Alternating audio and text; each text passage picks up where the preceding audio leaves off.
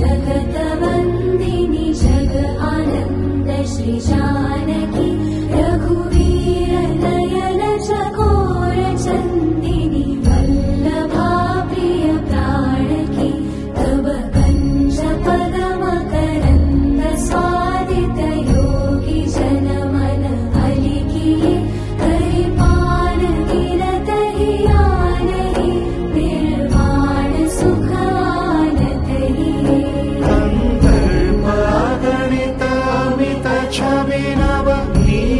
नीरज सुन्दरं पटपीठमानौ